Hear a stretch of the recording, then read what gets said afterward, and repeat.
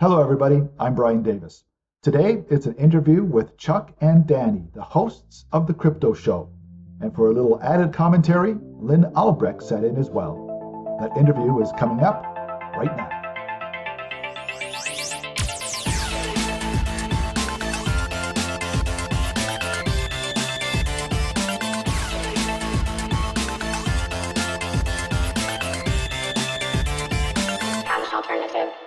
Well, I am actually honored and absolutely thrilled to be talking to these two gentlemen right now. It is Danny and Chuck from The Crypto Show. Gentlemen, thank you very much for joining me.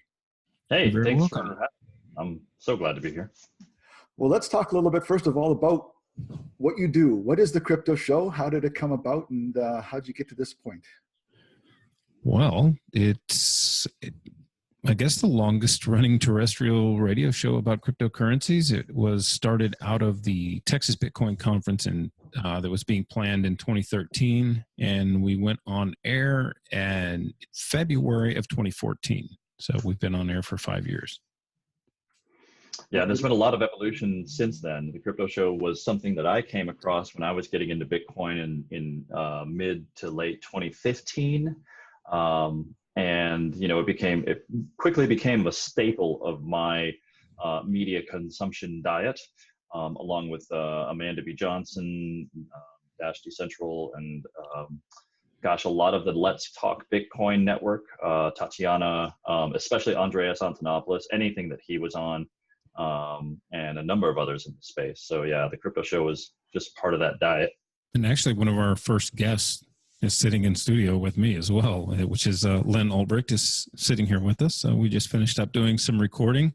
We were chatting with Ron Paul and John McAfee. So it's been a very interesting morning today. Just a couple of small names, just some people that were just hanging around, wanted to do some interviews, right? Yeah.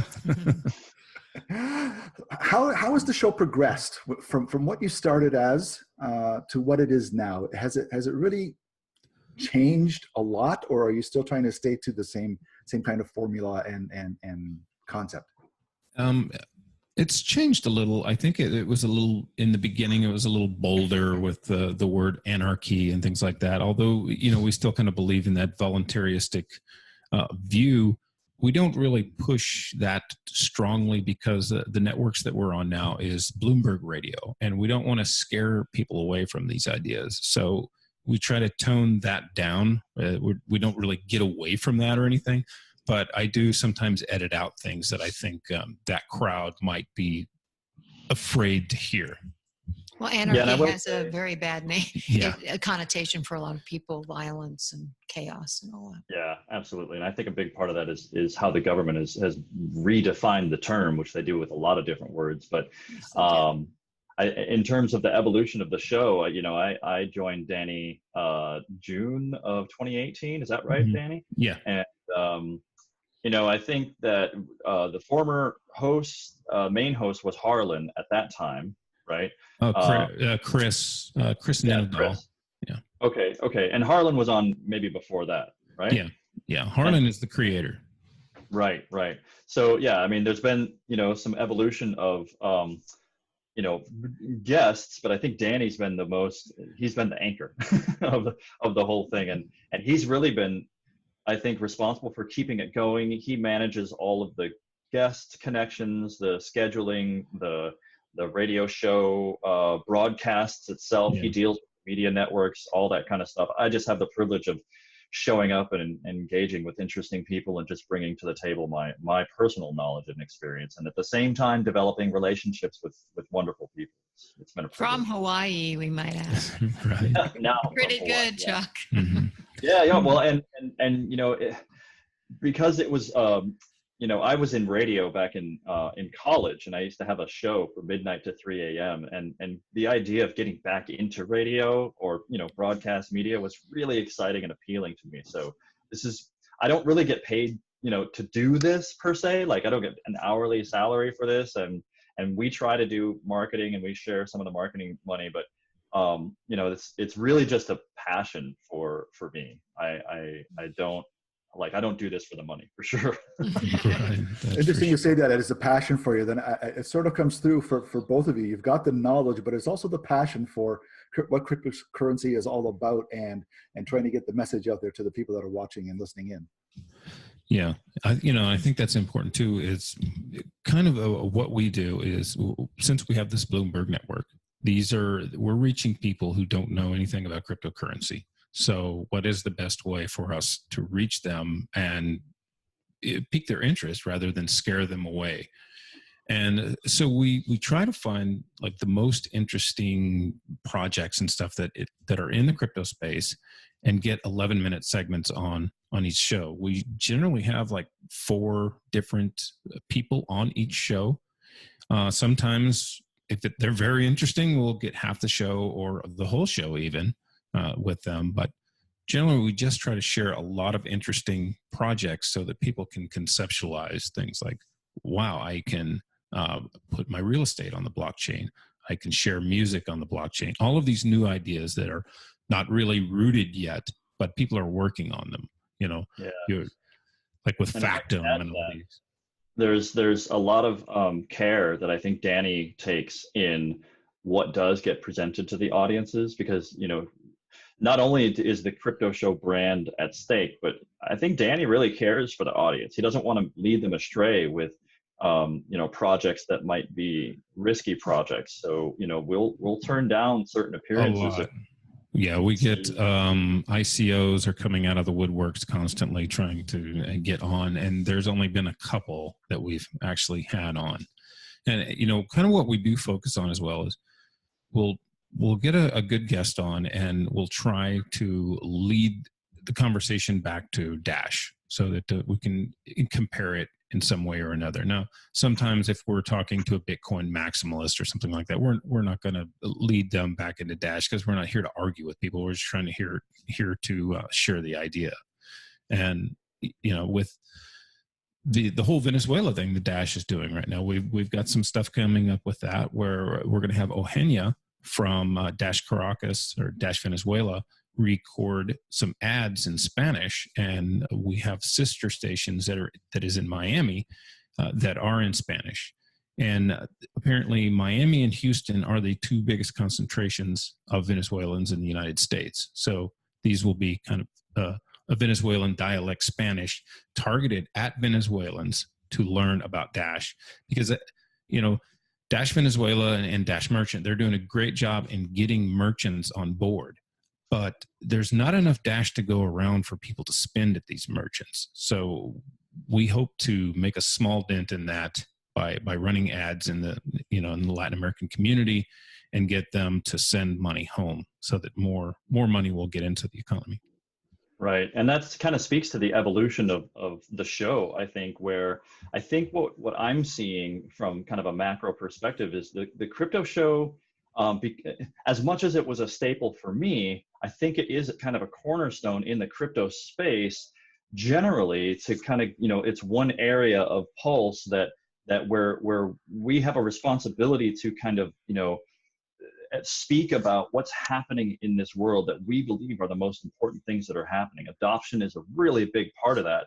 And even here in Hawaii, which currently has, I think, the most draconian crypto laws in the nation, even worse than New York, then I believe that bringing the crypto show here as a Bloomberg station, which we're currently working on, I just moved here 6 weeks ago. So we want to get, raise awareness here in Hawaii so that, we can start those conversations with educators and legislators and those kinds of things. And I'm very much engaged with the entrepreneurial community here also, leveraging the crypto show as a brand to say, look, here's a way that we can get messages out. Here's a way that we can start a conversation and maintain a conversation and just raise awareness of what cryptocurrency is really all about, just as a general space. And we're not trying to shill any particular coin. We don't get paid. The Dash Masternode Network has graciously granted us funds over a number of months. And, we submit those proposals and the Masternode Network continues to vote for us. And it's very encouraging that they believe in us enough in what we're doing to, continue to promote this message and make these connections and raise that kind of awareness. And I think as you mentioned, it's all about information. It's getting the information out there, and you mentioned that the masternode owners have been approving your proposals, and I think they see the fact that you really are just trying to it's all about information, especially now as we try to, as the cryptocurrency world and Dash in particular tries to build up its merchant network and wallet network and get people information is what it is. It's all about letting people know what things are all about. Yeah.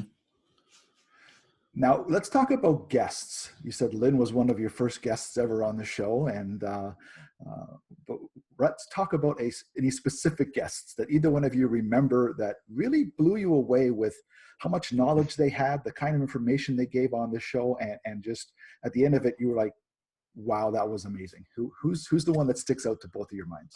Today was pretty good. Today was really good. I mean, I don't mean me. I'm talking about Ron Paul. And John so McAfee. we did have Very Ron Paul and John McAfee, and we've had Ron Paul on one time before, and we've had McAfee on several times before.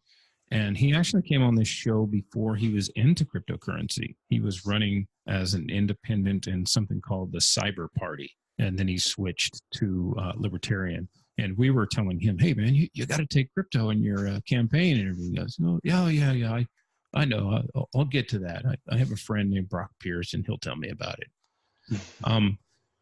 But for me, Kim.com was the most interesting. It was just a really compelling story. We had him on. It was a 2-hour show, and we were supposed to talk about BitCash. And I think in the last 15 to 30 minutes, we got into BitCash. But the first hour and a half was just him telling his story about how, Mega Upload came about and how the government just invaded his house. They came in and with helicopters and troops and all kinds of stuff and landed, and they filmed it, and they made it look like it was this attack on a very secured compound, and they took pictures of how they were jumping the front gate and all this stuff. So then Kim makes a video where he zooms out of that front gate, and you notice that there's no fence or wall or anything on either side. They didn't have to jump anything. All they had to do is walk 3 feet to either way, and they could have just walked around. So they like Hollywood and sensationalize these videos, the body cams and everything, to make him out like he was this, gangster. And, they broke into his house and he was armed. No, he was playing like Call of Duty or something with one of those plastic guns. So it was just ridiculous, But for me, this is what they do. Yeah. There's it's a psyop. I mean, that's a whole nother thing. I tend not to go there. People just don't believe it. But that's a side note. I think, yes, today I was very excited to talk to John McAfee, and up until today, I was deferring my judgment about him. He was very flamboyant, very out there, very obviously stirring the community, and also very much engaged in the cryptocurrency space. And I'd seen his flamboyant statements, and I didn't know how much of it was just to build his own profile, to get money, to I don't know if he's just a jerk or what, But today I think I concluded that he's got a deep philosophy that very much aligns with my own, and so much so that I was able to challenge him on some of the things that I was challenging myself with over these years. And, he seems to have come to a lot of the same conclusions that I have about what is personal property. Should intellectual property exist? How do we raise awareness? What's the most important thing for humanity? What can we do to contribute to those things? What actions can we take? What should we be doing in these spaces? All those things. I mean, it's rare that I find an individual that is ringing true with a lot of my own beliefs to that level. And so, not so much for the information, but much more so for the philosophy, and his stature and his perspective, his resilience. He said that at the age of 11, he had this awakening moment where he said, money's the way out. And by the time he was 14, he had enough to move out and live on his own for the rest of his life. which I find a very inspiring story. And a lot of people think, oh, well, that's just luck. You got lucky. Okay, that may be partially true, but there is something to making a decision about this life that could be characterized as a game, and choosing to design that game rather than being a pawn or somebody who is being played in that game, which I believe is really the choice that we make. Either we design it or you're being played. I had that same response, Chuck, and I felt like his insights into the culture and the government and the grand juries and lots of things that I, had never heard him speak about were really interesting and deep. And I thought he was very good. Yeah, a lot of what he does is intentionally trolling. That what you'll see out on Twitter, he's trolling you. Yeah. Well, I can't wait to see that episode. I'll make sure I link it below. But as a side note, we haven't actually interviewed Andreas Antonopoulos since we've been on the show. But he, other than what happened today, he has probably been the most influential character in helping me to develop my own perspectives on cryptocurrency and global status of government and banking and finance. Well, let me go on to the next question and pose it to Lynn first. You've been in the cryptocurrency world for a while. How has the conversation changed over the years, from the first conversations about cryptocurrency to the way things are talked about now? How have you seen it change over the years? Well, of course, I'm in it because of my son, and I've really been kind of thrust into the legal system and the criminal justice system even more. But I think, and what people have said as well, is it seemed like when I first was introduced to all this, it was about freedom and the philosophy of monetary freedom worldwide. And I know that's what Ross was inspired by. And it seems like at some Bitcoin conferences I've been to, it's more about people making money and ICOs and hustling, and which is, I'm not against or anything, but it just seemed like the atmosphere was different and the focus. Although, as I said earlier, I didn't think anybody would come to my talk because I'm like, they even heard of Ross, and here I am, this older woman. What am I going to tell them? And I had standing ovation, packed room, and people really did care. I read a letter from Ross. Well, I've done it a few times, and it's always like that. And reading letters from Ross, who always focuses on the underlying philosophy and the principles, really, of cryptocurrency, and people resonate with it. So I think that's there, but it's also, of course, gotten so much hype, especially when it went so high, and was about making money and speculation. And so I think it's gotten much more like that. When ICOs first came out, I used to make the joke, I'm going to start an ICO that starts ICOs that starts ICOs. And I think it was last year at the Texas Bitcoin Conference, there was somebody there doing that. I'm like, oh my God. I was just trying to be ironic and edgy, and nope, someone's doing it. If I could follow on, I think the question was, how's the conversation changed? Mm-hmm.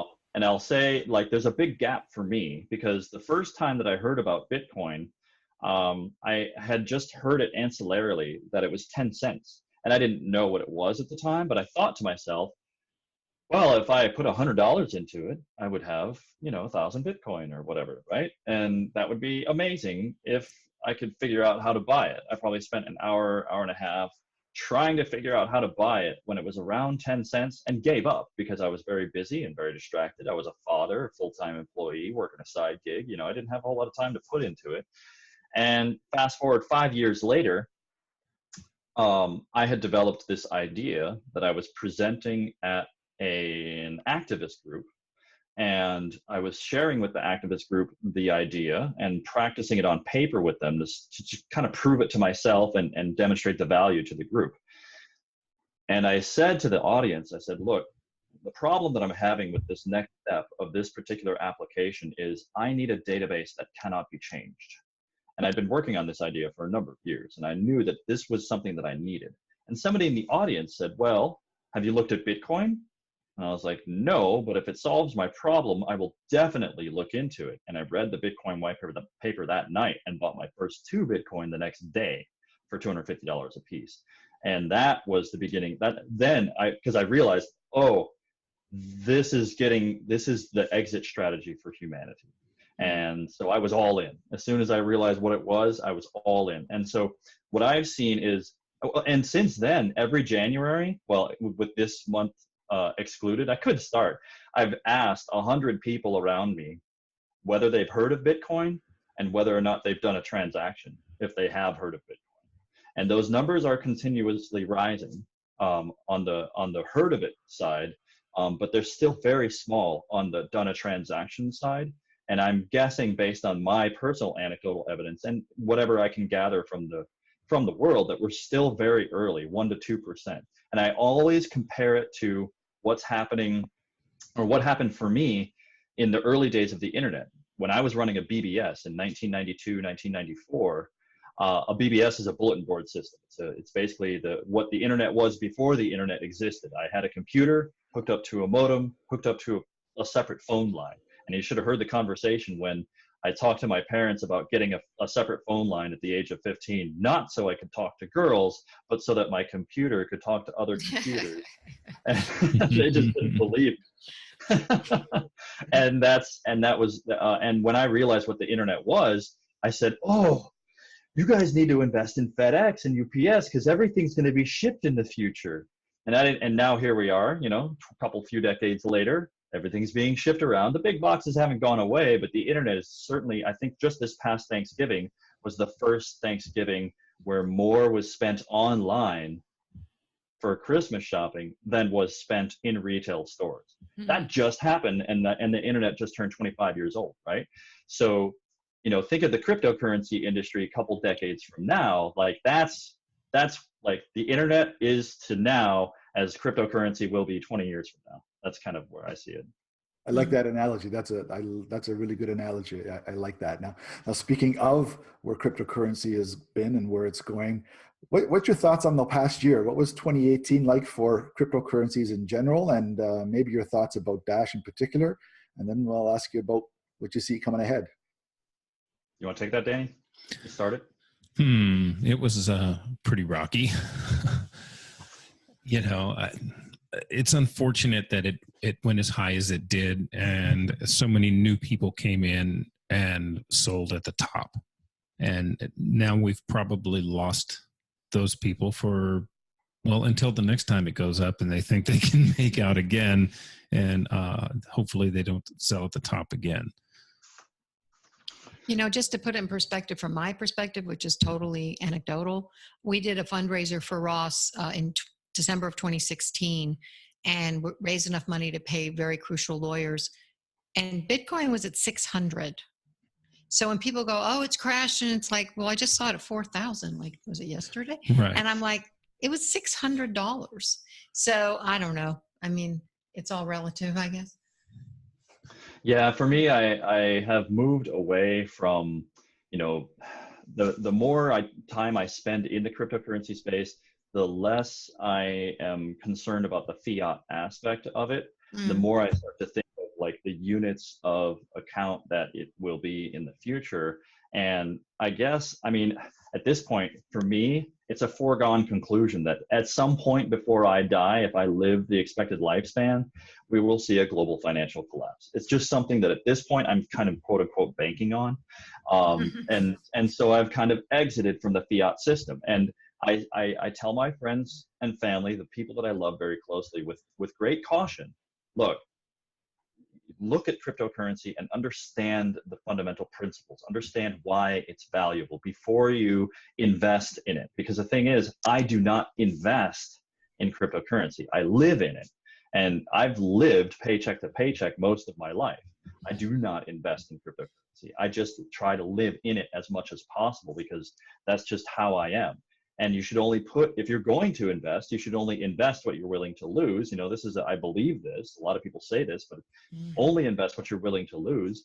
Caveat for Chuck, I happen to be willing to lose everything because I can start from zero. I'm okay with that.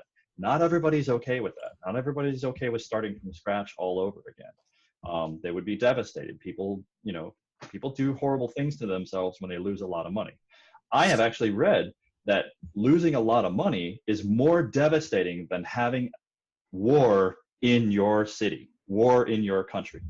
It causes more suicides, more depression, more trauma, losing a lot of money or having financial distress. It's more traumatic than war.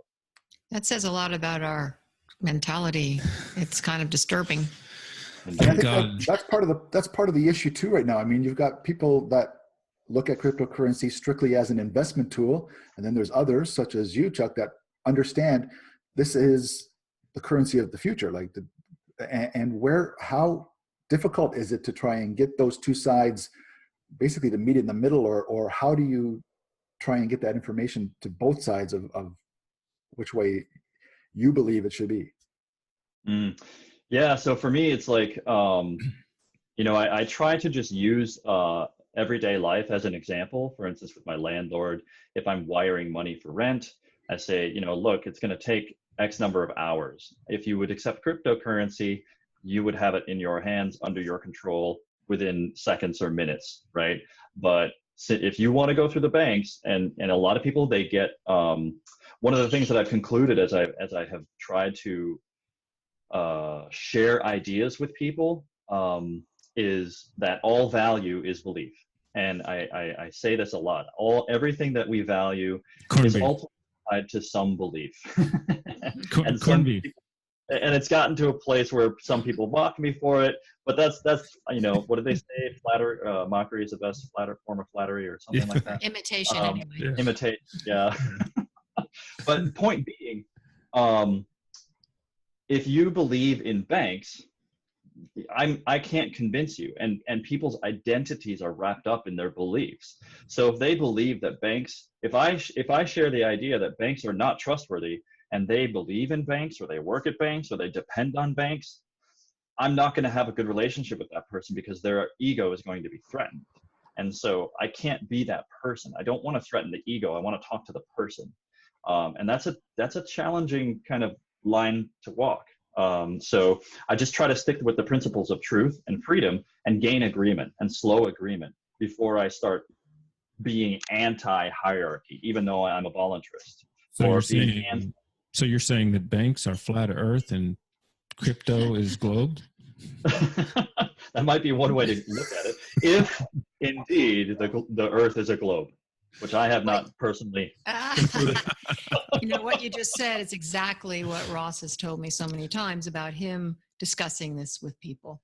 He doesn't take them on full, but find a common ground, let them express themselves, don't go for the ego.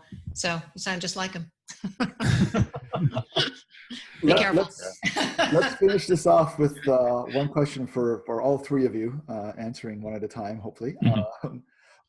What do you see the next year heading for cryptocurrencies in general, and maybe Dash in particular? What do you think that they have to do in the next year to carry on the growth and carry on with the good things that are happening in the cryptocurrency world?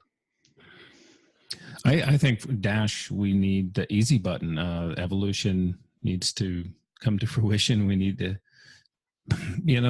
people who can barely log into email need to be able to use this.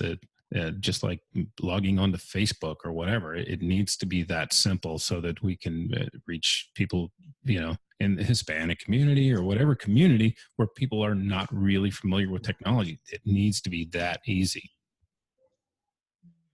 And going forward, I think it's going to come back up within, I don't know, the next month, 2 months or whatever. Maybe it'll start swinging back up. And I think we'll start on the bull run again. And hopefully we'll all be smarter on the next one. Yeah.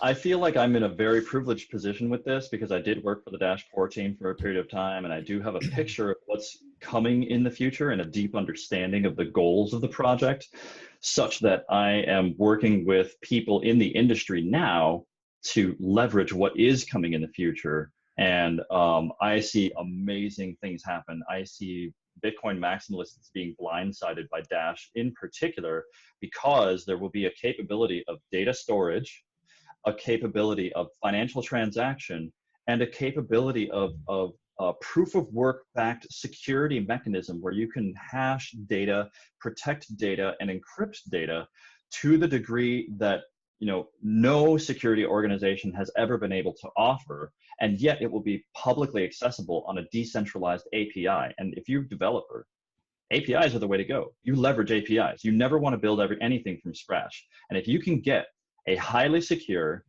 customizable encryption mechanism with multi-signature and transactions, and it's got money baked in on the back end, you've got a really powerful platform to build many, many, many different layers of businesses on top of.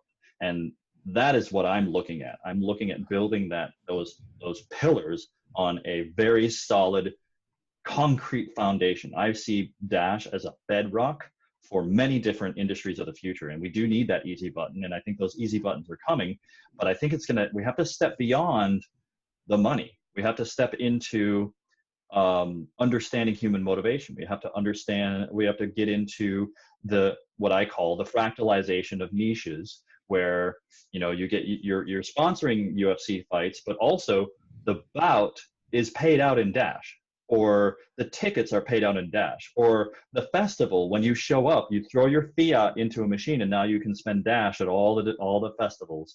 And it's just very easy. And you can prove things with your wallet. You can prove things with your Dash account and say, hey, I am this person, I am this identity, and you'll be able to connect to other networks. I think there's going to be a leveraging network effect that'll happen as Dash connects to other systems. Chuck, what's your take then on this 51% attack thing and chain locks? Is that ready for that yet? Or I want to do that. Yeah, I believe in Codablock, that who was the main developer behind that, because I met him personally. I know that he's a talented developer, and I believe that the chain locks can do a 51% attack protection, but I haven't done the personal verification yet. So I'm trusting in the relationship of the developers on that particular issue. That is this already active? Is it already active or no? I don't think so. I think it's coming with maybe 13.1. I have to look at the details on that. But I know that chain locks are very simply a very interesting way to leverage the second layer of the masternode network, which is a staked system to protect against 51% attacks. And I think that's really the strength of Dash in particular. That second layer of the masternode network can be leveraged in so many ways to store that data, to be incentivized to protect that data, to do a lot of different things, to be an endpoint, multiple endpoints for those DAPIs. See, when you talk to a company like Equifax or any kind of other organization like an Amazon Web Service that offers APIs to do different kinds of things, Amazon as a central entity has to manage all those systems, right? And they have to manage all the firewalls and all the protection and all that stuff. Well, when you take a masternode network and you decentralize that, each node is just as protected as any other node. And so the software must be protected at the node level. You don't have to create a firewall around all of them. Each one must have its own firewall. And that's why I believe the whole system is going to be very much stronger, because it's not like, a fortress with one wall. It's like a body with cellular walls. Chuck, you really should get excited about this subject. I wish you would pick up the energy a little bit. And you know what? I just want to say thank you very much, Danny, Chuck, and Lynn. It's been great talking to you and meeting you over the internet for the first time. And very much. Wish all of you all the best with the crypto show and your continued work. And thank you very much for talking to me today. All right. Thanks, Brian. Appreciate you having us.